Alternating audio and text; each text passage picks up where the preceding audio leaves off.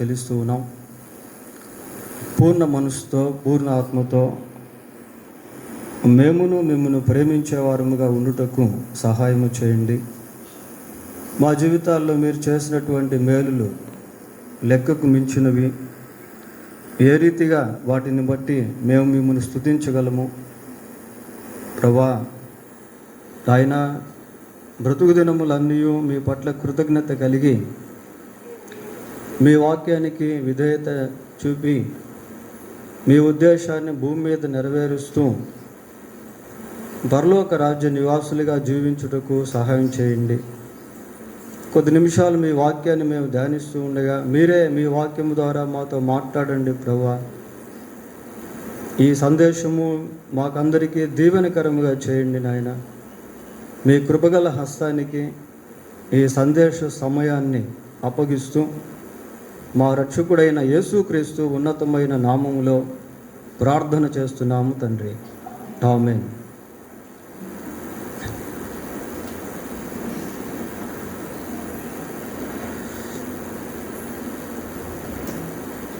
ఈ రాత్రి బైబిల్ గ్రంథంలో నుండి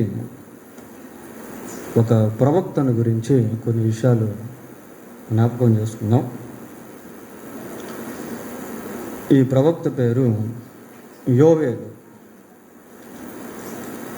చిన్న ప్రవక్తల గ్రంథాల్లో ఒక గ్రంథముగా బైబిల్లో ఇది ఉండుట అనేది మనం చూస్తాం. పేజ్ నెంబర్ 752కి వెళ్తే అక్కడ ఈ ప్రవక్త మనకు కనిపిస్తాడు.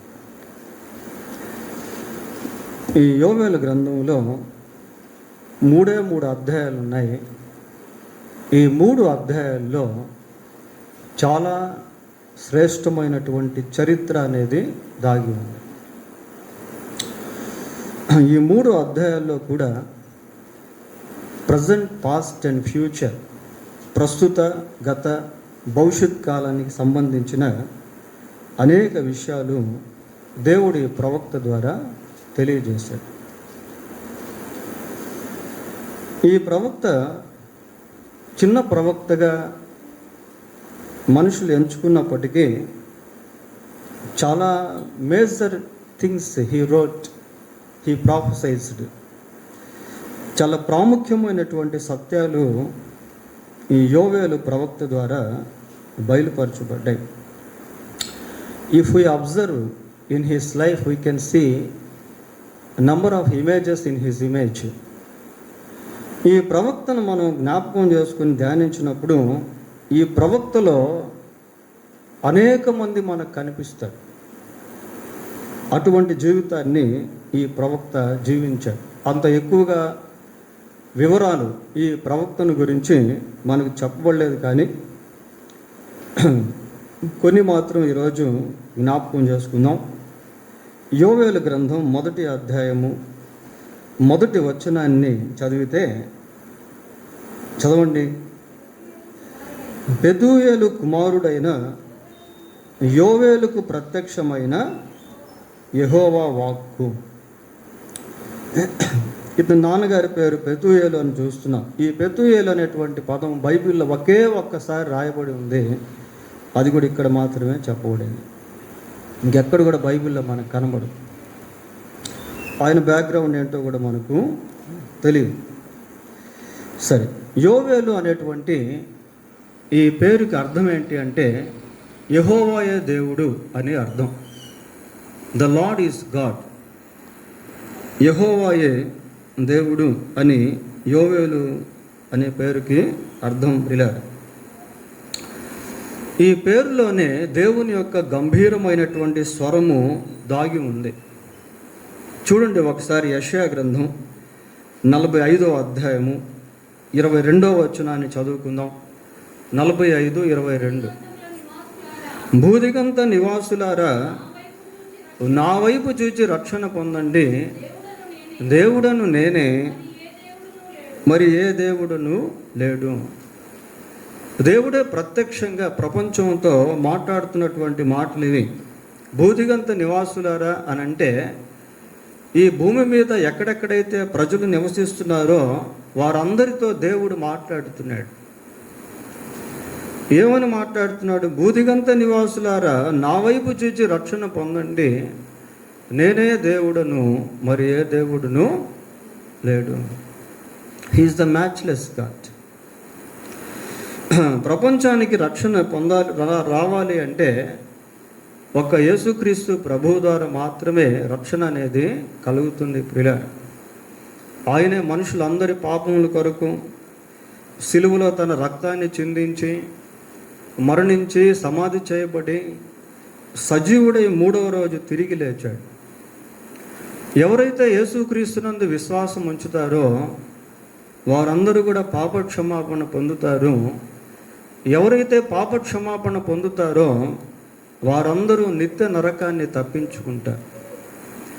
ఎవరైతే పాపక్షమాపణ పొందుతారో వారందరూ దేవుని యొక్క రాజ్యంలోనికి ప్రవేశించి యుగ యుగాలు ప్రభువుతో కూడా ఉంటారు ప్రియులారా. దేవుని రాజ్యం చాలా శ్రేష్టమైంది. ఆయన రాజ్యంలో మరణమైనను, దుఃఖమైనను, వేదనైనను, వ్యాధులైనను, బాధలైనను లేవు ప్రియులారా. ఆయన రాజ్యం అంతం లేనటువంటి రాజ్యం, శ్రేష్టమైనటువంటి రాజ్యం, మనోహరమైనటువంటి రాజ్యం. ఆ రాజ్యంలో ఎప్పుడూ సంతోషం, ఆనందం, సమాధానం అనేది ఉంటుంది. ప్రతిరోజు కూడా నూతనత్వం అనేటువంటిది ఆ రాజ్యంలో ప్రవేశించినటువంటి ప్రజలు అనుభవిస్తూ ఉంటారు ప్రియుల. ఇక నరకం విషయానికి వస్తే, నరకం అగ్నిగంధకములతో మండు గుండము. అక్కడ సంతోషం, నెమ్మది, సమాధానం అనేవి లేవు. అక్కడ ఎల్లప్పుడూ బాధ, వేదన, ఏడ్పు, పళ్ళు కొరుకుట ఇవన్నీ కూడా ఉంటాయి. కాబట్టి దేవుడు ఏమంటున్నాడంటే, బూదిగంత నివాసులారా, నా వైపు చూచి రక్షణ పొందండి. యేసుక్రీస్తు సర్వలోకమునకు శాంతికరమై ఉన్నాడు ప్రియులారా. కనుక మనిషి బ్రతుకున్నప్పుడే క్రీస్తునందు విశ్వాసం ఉంచి ఆయన ఇచ్చేటువంటి రక్షణను పొందుకోవాలి. 100వ కీర్తన 3వ వచనం చదువుదాం. 100వ కీర్తన 3వ వచనం. యెహోవాయే దేవుడని తెలుసుకొనుడి, ఆయనే మనలను పుట్టించెను. యోవేలు అనే పేరుకు యెహోవాయే దేవుడు అనే అర్థం ప్రియులారా. ఇక్కడ కీర్తనకారుడు ఈ మాట రాస్తూ అంటున్నాడు, యెహోవాయే దేవుడు అని తెలుసుకొనుడి, ఆయనే మనలను పుట్టించెను. So we have been created by our Lord who is God. కనుక మన దేవుడైనటువంటి యెహోవా ద్వారా మనం సృష్టింపబడ్డాము ప్రియులారా. యెహోవాయే దేవుడని తెలుసుకొనుడి, ఆయనే మనలను పుట్టించెను. మనల్ని పుట్టించినటువంటి వాడు ఆయనే. ఆయన మనల్ని పుట్టించకపోతే ఈ భూమి మీద మనకు జీవం అనేటువంటిది లేదు, ఉనికి అనేటువంటిది లేదు, జీవితం అనేటువంటిది లేదు ప్రియులారా. నీ బాల్య దినములయందే నీ సృష్టికర్తను స్మరణకు తెచ్చుకొనుము. కాబట్టి యోవేలు అనేటువంటి పేరుకి అర్థం ఏంటి అని అంటే, యెహోవాయే దేవుడు. ఈ సత్యం ఎవరికైతే అర్థమవుతుందో వారందరూ కూడా వారి జీవితాల్లో అనేకమైనటువంటి మేలులు, ఆశీర్వాదాలు, నెమ్మది, ప్రశాంతత అనేది పొందుకుంటారు ప్రియులారా. ఇకపోతే యోవేలు గురించి మనం ఆలోచన చేసినప్పుడు ఈ 1వ అధ్యాయం 1వ వచనంలో ఏమని చూస్తున్నాం? పెతూయేలు కుమారుడైన యోవేలుకు ప్రత్యక్షమైన యెహోవా వాక్కు. He got the revolution of God's word. దేవుని వాక్య ప్రత్యక్షత యోవేలు పొందుకున్నాడు ప్రియులారా. నేను ఇందాక మీకు ఒక మాట చెప్పాను. యోవేలు గురించి మనం జ్ఞాపకం చేసుకున్నప్పుడు యోవేల్లో అనేక మంది కనిపిస్తారు అని చెప్పాను. పాత నిబంధన గ్రంథాన్ని పరిశీలించినప్పుడు దేవుని యొక్క వాక్యం వివిధ రకాల ప్రజలకు అందించబడింది ప్రియులారా. వారి దగ్గరికి దేవుని వాక్యం వెళ్ళేది. చూడండి, ఆదికాండం 15వ అధ్యాయం 1వ వచనం చదువుకుందాం. ఆదికాండం 15వ. ఇది జరిగిన తరువాత యెహోవా వాక్యము అబ్రహామునకు దర్శనమందు వచ్చి the word of the lord has come to Abraham. Abraham యొద్దకు దేవుని యొక్క వాక్యము దర్శన రూపంలో వచ్చింది ప్రియులారా. ఇలా పాత నిబంధన గ్రంథాన్ని పరిశీలిస్తే దేవుని యొక్క వాక్కు ఆయా ప్రజల దగ్గరికి వస్తూ వచ్చింది. కాబట్టి యోవేలును మనం జ్ఞాపకం చేసుకుంటే అటువంటి వారు ఎంతోమంది కనిపిస్తారు. అబ్రహాము దగ్గరికి దేవుని వాక్యం వచ్చి అబ్రహామును ఎంతో బలపరిచింది. ప్రియులారా, దేవుని వాక్యం ఒక వ్యక్తి దగ్గరికి వస్తుంది అంటే అదేదో ఊరికే రావటం కాదు. అదేదో అనాలోచనతో దేవుడు తన వాక్యాన్ని ప్రజల యొద్దకు పంపించడం. అబ్రహాము దగ్గరికి దేవుని వాక్యం వచ్చిన సమయంలో అబ్రహాము ఎలాగున్నాడు అంటే he was fully disappointed. Abraham చాలా అసంతృప్తితో ఉన్నాడు, చాలా దుఃఖంలో ఉన్నాడు. అటువంటి సమయంలో దేవుని వాక్యము అబ్రహాము దగ్గరికి వచ్చి అబ్రహామును బలపరిచింది ప్రియులారా. ఇర్మియా గ్రంథం 18వ అధ్యాయము, ఇర్మియా గ్రంథం 18వ అధ్యాయం 1వ వచనం కూడా చూడండి. యెహోవా యొద్ద నుండి ఇర్మియాకు ప్రత్యక్షమైన వాక్కు. ఇర్మియా he was accounted as a major prophet. ఇర్మియా ఒక పెద్ద ప్రవక్తల్లో ఒక ప్రవక్తగా ఎంచబడ్డాడు ప్రియులారా. ఇర్మియా యొద్దకు దేవుని వాక్యము వచ్చింది. ఎందుకు అంటే ఇర్మియాతో దేవుడు తన ఉద్దేశాన్ని ఆ రీతిగా పంచుకున్నాడు. God wants to share his thoughts by his words. దేవుడు తన ఆలోచనలను తన వాక్యము ద్వారా మనతో పంచుకోవాలని కోరుకుంటా ఉన్నాడు. ప్రియులారా, ఈ రోజుల్లో దేవుని వాక్యము మన దగ్గర కూడా వస్తూ ఉంది. దేవుని వాక్యం మనతో మాట్లాడుతూ ఉంది. మన జీవితంలో ఆయన ఉద్దేశాలు ఏవైతే ఉన్నాయో వాటిని దేవుడు బయలుపరుస్తూ ఉన్న దినాలు ఇవి. యేసుక్రీస్తు ద్వారా దేవుని వాక్య ప్రత్యక్షత మనకు అందించబడింది. మనం ఎప్పుడు బైబిల్ చదివితే అప్పుడు దేవుడు మనతో మాట్లాడుతున్నాడు. మనం ఎప్పుడు మందిరానికి వస్తే అప్పుడు దేవుడు మనతో మాట్లాడుతున్నాడు. ఏ అకేషన్కి వెళ్తే అక్కడ దేవుడు మనతో మాట్లాడుతున్నాడు. అది జన్మదిన కూడికైనా, మరణ దిన కూడికైనా, అది వివాహ దిన కూడికైనా, whatever it may be, అది ఏ కూడికైనప్పటికీ అక్కడ ఖచ్చితంగా దేవుడు మనతో మాట్లాడుతున్నాడు ప్రియులారా. ఇర్మియా దగ్గరికి దేవుని వాక్యం వచ్చి దేవుడు అంటున్నాడు, ఇర్మియా నీవు లేచి కుమ్మరి ఇంటికి పొమ్ము అంటున్నాడు. వారు లోబడ్డారు ప్రియులారా. వాక్యానికి ఎవరైతే లోబడతారో వాళ్ళు దేవుని యొక్క కార్యాలను అనుభవిస్తారు. వాక్యానికి ఎవరైతే లోబడతారో వారు దేవుని యొక్క శక్తిని అనుభవిస్తారు. వాక్యానికి ఎవరైతే లోబడతారో వారికి సైతాను భయపడతాడు. దేవునికి లోబడుడి, అపవాదుని ఎదిరించుడి, అప్పుడు వాడు మీ వద్ద నుండి పారిపోవును. Obeying God means to obey God's word. దేవునికి లోబడుట అంటే దేవుని వాక్యానికి లోబడుట అని అర్థం ప్రియులారా. దేవుని వాక్యానికి లోబడేటువంటి వారు అపవాదిని జయించేటువంటి వారుగా ఉంటారు. యేసు ప్రభువును అపవాది శోధిస్తున్నటువంటి సమయంలో, సందర్భాల్లో ప్రతిసారి కూడా యేసుక్రీస్తు ప్రభువు దేవుని వాక్యాన్ని ఎత్తిపట్టి అపవాదిని జయించాడు. కనుక ప్రియులారా, దేవుని వాక్యం మన దగ్గరికి వస్తుంది అని అంటే ఆ వాక్యాన్ని మనం రిసీవ్ చేసుకోవాలి. ఏ విధంగా మనం దేవుని వాక్యాన్ని తీసుకోవాలి అని అంటే చూడండి, ఒకసారి దెస్సలోనికి రాసిన మొదటి పత్రికకు వెళ్దాం. దెస్సలోనికీయులకు రాసిన మొదటి పత్రిక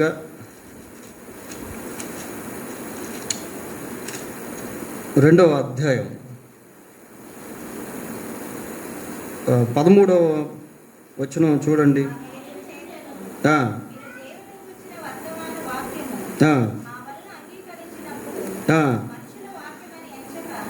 మనుషుల వాక్యమని ఎంచక. చూడండి ప్రియులారా, పౌలు దేవుని వాక్యాన్ని ప్రకటిస్తూ ఉంటే దెస్సలోనికలో ఉన్నటువంటి ప్రజలు వింటూ ఉన్నారు. వింటూ ఆ వాక్యం గురించి వాళ్ళు ఏమనుకుంటున్నారంటే ఇది మనుషుల వాక్యము కాదు. ఇంకోసారి చదవండి. మనుషుల వాక్యమని ఎంచక అది నిజముగా ఉన్నట్టు దేవుని వాక్యమని దాన్ని అంగీకరించితిరి గనుక మేమును మానక దేవునికి ఆ వాక్యమే విశ్వాసులైన మీలో కార్యసిద్ధి కలుగ చేయుచున్నది. దేవుని వాక్యం విశ్వాసుల్లో ఏం కలుగు చేస్తుందట? కార్యసిద్ధి కలుగు చేస్తూ ఉందట ప్రియులారా. ఎప్పుడు అంటే వాళ్ళు ఆ వాక్యాన్ని ఆ విధంగా తీసుకున్నారు. ఇదిగో ఇక్కడ మాకు చెప్తున్నటువంటి వాక్యము ఇది మనుషులకు సంబంధించింది కాదు, ఇది సాక్షాత్తు దేవుని వాక్యము, దేవుడే మనతో మాట్లాడుతున్నాడు అన్న దృక్పథంతో ఉద్దేశంతో వాళ్ళు ఆ వాక్యాన్ని రిసీవ్ చేసుకున్నారు ప్రియులారా. Receiving is most important. ఏమంటే దేవుడు మనతో మాట్లాడుతున్నప్పుడు ఆ వాక్యాన్ని తీసుకునేటువంటి విధానం చాలా ప్రాముఖ్యమైంది. దెస్సలోనిక సంఘంలో ఉన్నటువంటి ప్రజలు ఆ వాక్యాన్ని ఆ రీతిగా తీసుకున్నారు. వారి జీవితాల్లో ఆ వాక్యం కార్యసిద్ధి కలుగు చేసింది. ఇక యోవేలు గురించి మనం ఆలోచన చేస్తే చూడండి, యోవేలు గ్రంథం 1వ అధ్యాయం 19వ వచనం ఒకసారి చదువుదాం.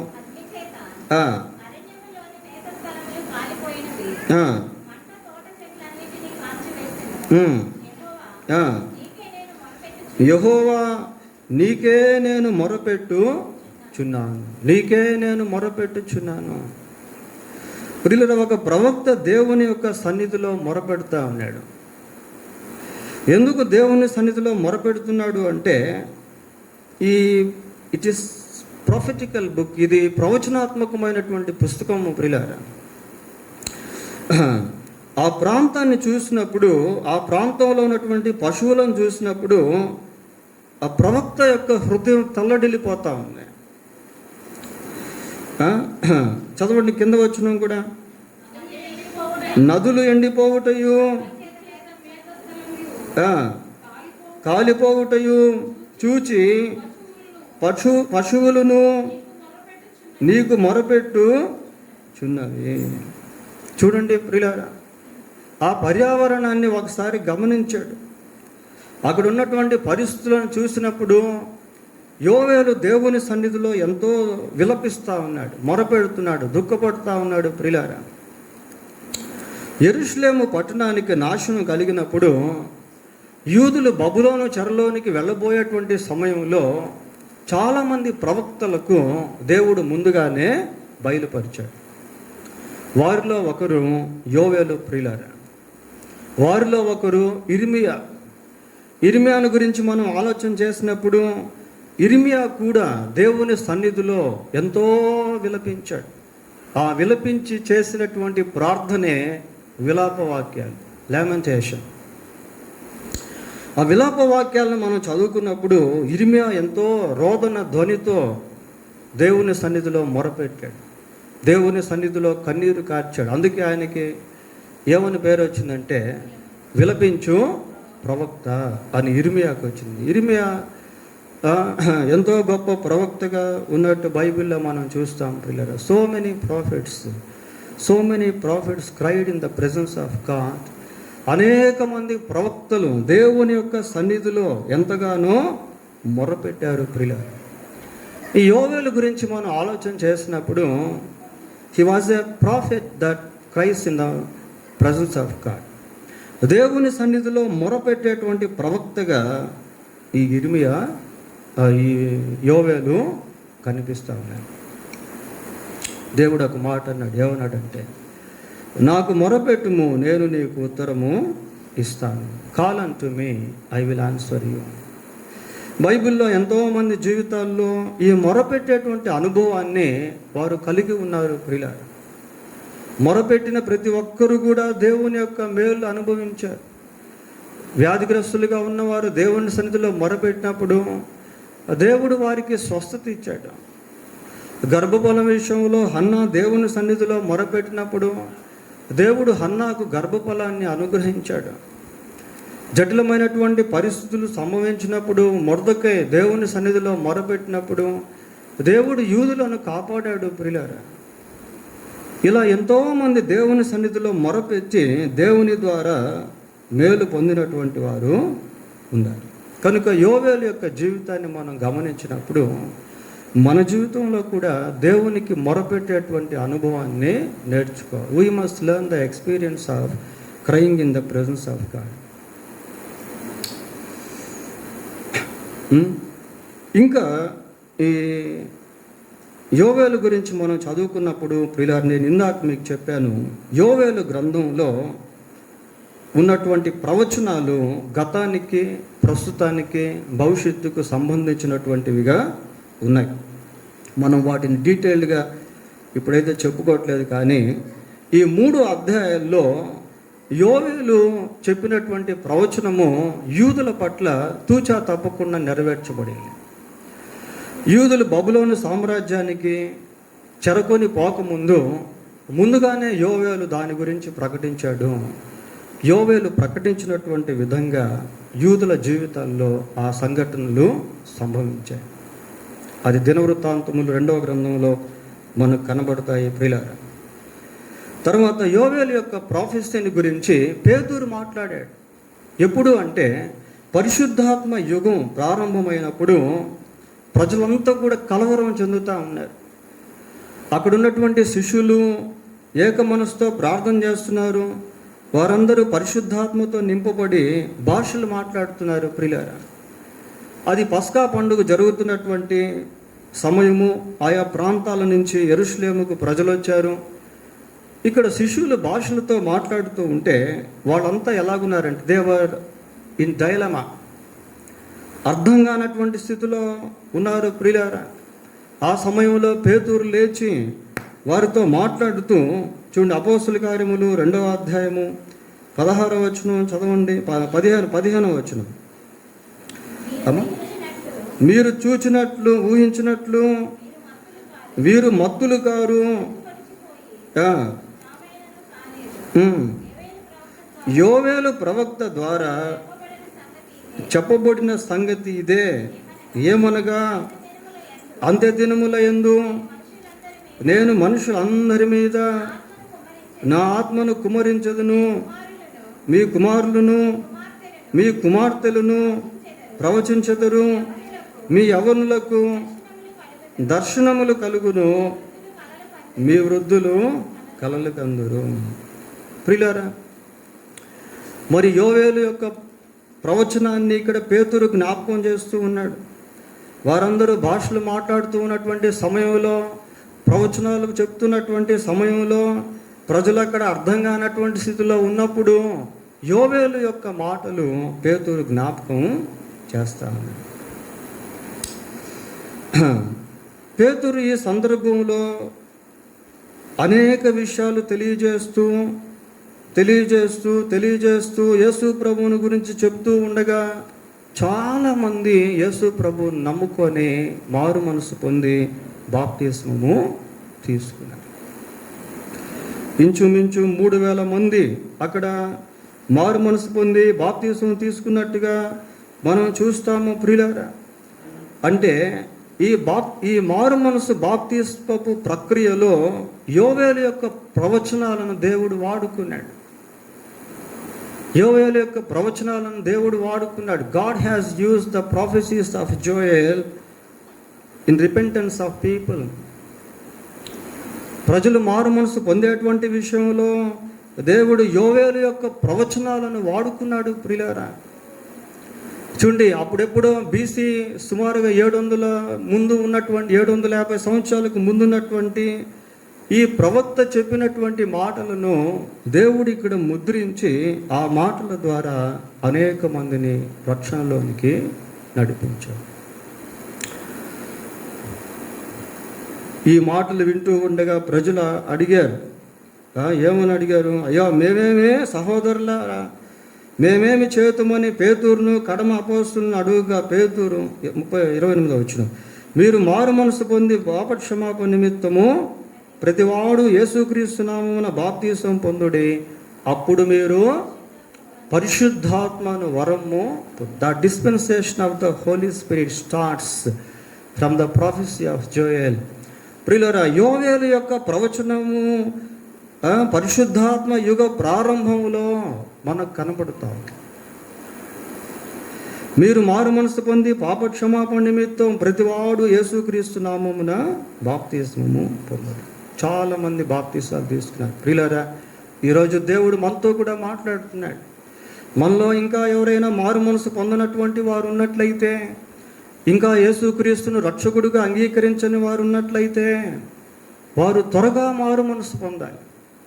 యేసు ప్రభు యొక్క రాకడ చాలా సమీపంగా ఉంది. ప్రియులారా, యేసు ప్రభు మధ్యాకాశానికి వచ్చినప్పుడు ఆయన యందు విశ్వాసం ఉంచినటువంటి వారు అందరూ కూడా ఎత్తపడతారు. మనుషులు ఎప్పుడైతే ఎత్తపడతారో, సంఘం ఎప్పుడైతే ఎత్తపడుతుందో, అప్పుడు శ్రమల కాలం అనేటువంటిది ప్రారంభం అవుతుంది. 7 years ట్రిబులేషన్ పీరియడ్. ఆ 7 సంవత్సరాల శ్రమల కాలంలో జరిగేటువంటి కార్యాలను గురించి రాసినటువంటి ప్రవక్తల్లో యోవేలు కూడా ఉన్నాడు. అది 3rd prophecy పిల్లర్. ఒకటి దినవృత్తాంతంలో జరిగింది, రెండోది అపోస్తుల కార్యంలో చోటు చేసుకుంది, మూడోది యోహాను రాసిన ప్రకటన గ్రంథంలో యోవేలు ద్వారా పలకబడినటువంటి ప్రవచనాలు అనేకమైనవి నెరవేర్చబడ్డాయి. యోవేలు గ్రంథం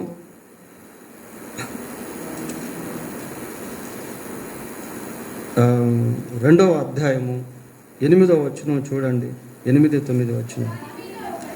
ఒకదాని మీద ఒకటి త్రొక్కులాడక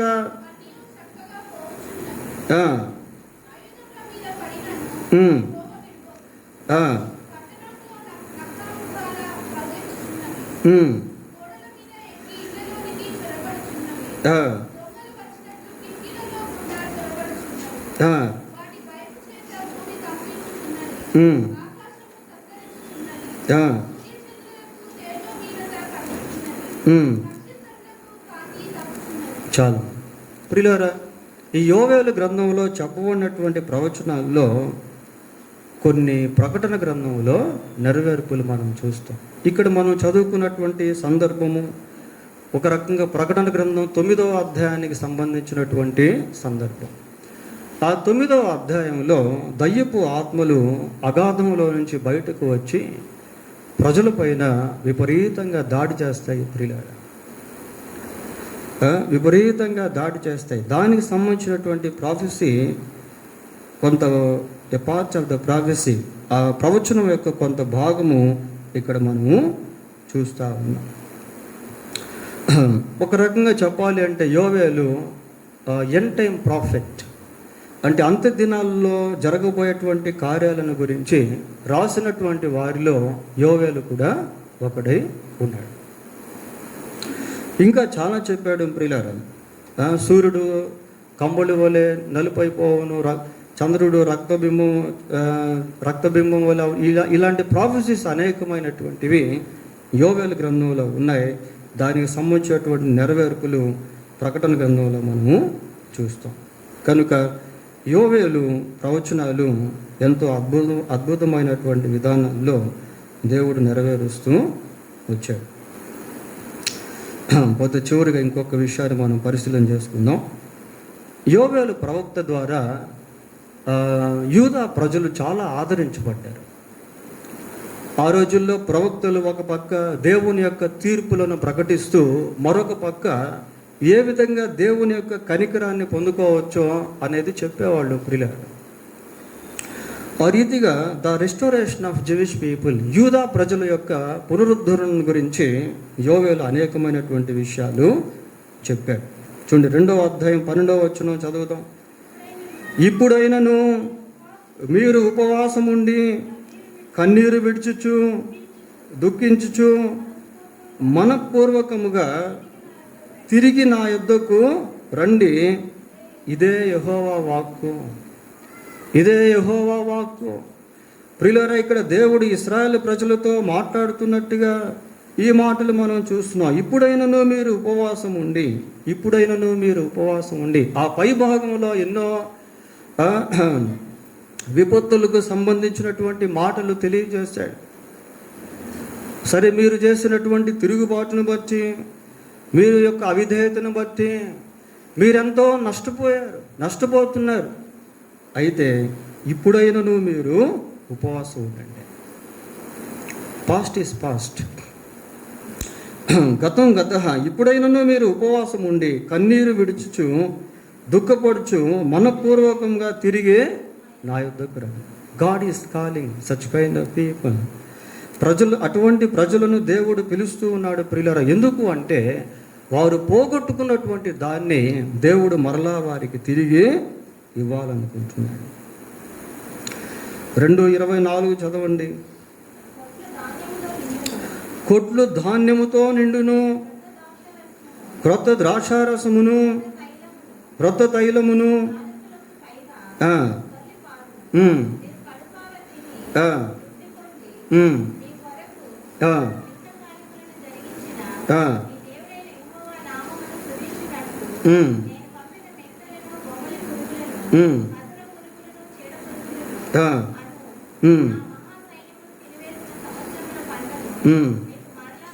నేను మరలా మీకు ఆ పంటను తిరిగిస్తాను. God restores. God wants to restore what they have lost. వారు ఏదైతే పోగొట్టుకున్నారో దేవుడు వారికి తిరిగి మళ్ళీ ఇస్తా ఉన్నాడు పిల్లారా. మళ్ళీ ఇస్తా ఉన్నాడు. చదవండి. నా జనులు ఇక ఎన్నటికి సిగ్గు నొందరు, నేనే అనియు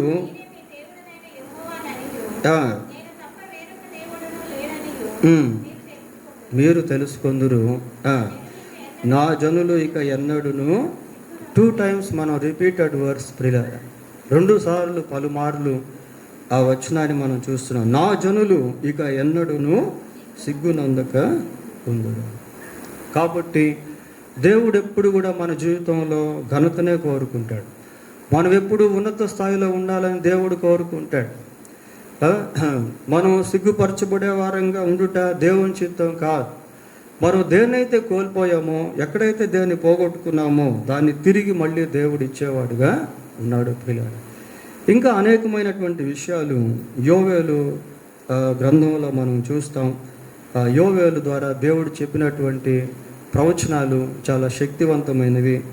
యోవేలు ద్వారా దేవుడు పలికించినటువంటి మాటలు చాలా శ్రేష్టమైనటువంటివి. ఈ కొన్ని మాత్రమే ఈ రాత్రి మనం ధ్యానం చేసాం. దేవుడు తన వాక్యాన్ని దీవించునుగాక. ప్రార్థన చేసుకుందాం. ప్రార్థన చేసుకుందాం. పరిశుద్ధుడు అయిన మా దేవా, మీకు వందనాలు, స్తోత్రాలు నాయన. యోవేలు యొక్క జీవితంలో నుంచి కొన్ని విషయాలు మేము జ్ఞాపకం చేసుకున్నాం. ధ్యానించిన ఈ వాక్య భాగం విన్న మాకందరికీ దీవెనకరముగా చేయమని మా రక్షకుడైన యేసుక్రీస్తు పరిశుద్ధమైన నామంలో ప్రార్థన చేస్తున్నాము తండ్రి. ఆమేన్. ఒక పల్లవి పాడుతున్నటువంటి సమయంలో కేక్ అరేంజ్ చేస్తాం.